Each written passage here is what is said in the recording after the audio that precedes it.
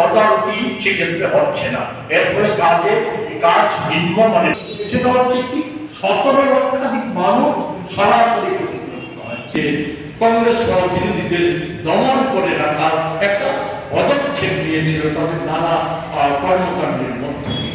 এক কথা বলা যায় সরকারটা 7 বছরে রাজ্যসভা থেকে সেখানে স্বৈরাচারী সাম্প্রদায়িকতা, ব্যাপক দুর্নীতি আর প্রতারণা, ঠকবাজি ছাড়া রাজ্য সরকারটা এই রাজ্যের মানুষকে আর কিছু দিতে পারেনি। হ্যাঁ দিয়েছে, জিডিপি যেটা বলেছে বেড়েছে, একটা ছোট্ট অংশের মানুষের আয় আকাশচুম্বী হয়ে গেছে। তাদের মধ্যে আছে বিজেপি দলের মন্ত্রীদের একটা অংশ থেকে শুরু করে একটা অংশের নেতা তাদের মধ্যে আছে।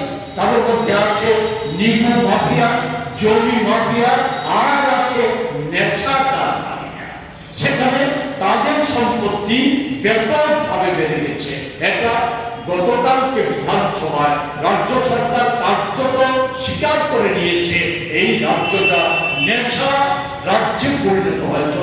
তথ্য থেকেও আছে, আমরা দেখেছি যে একটা গোটা দেশের একটা সংস্থা, তারা প্রতিষ্ঠিত সংস্থা, তারা সমীক্ষা করেছিল আমাদের রাজ্যে এই যে ভয়াবহ বেকারত্বের পরে যে হতাশা তৈরি হয়েছে, এই হতাশা থেকে আমাদের রাজ্যে প্রায় বেকারদের মধ্যে 90% নেশাগ্রস্ত হয়ে গেছে। আমাদের রাজ্যে পুরুষ নেশাগ্রস্ত মানুষের সংখ্যা সরকারি হিসাব অনুযায়ী 64% পুরুষ মানুষ নেশাগ্রস্ত হয়ে পড়েছে। এই যে একটা বিভৎস অবস্থা, এটাকে আর মেনে নেওয়া যায় না। এর পরিপ্রেক্ষিতে আমরা কংগ্রেস দল আমরা লাগাতার আন্দোলনের চেষ্টা বিগত দিনেও চালিয়েছি।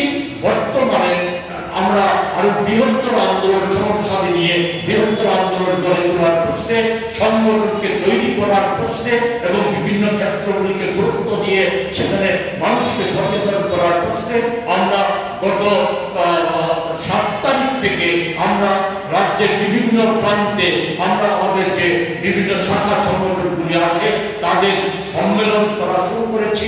আগামী 16 ফেব্রুয়ারি পর্যন্ত এই সম্মেলন কনভেনশনগুলি চলবে। এগুলি থেকে নির্দিষ্ট ক্ষেত্রগুলি সেখানে দাবি সড়ক তৈরি করা হবে। এর নিরিখে আমরা রাজ্যব্যাপী আমরা ব্যাপক আন্দোলন গড়ে তুলব।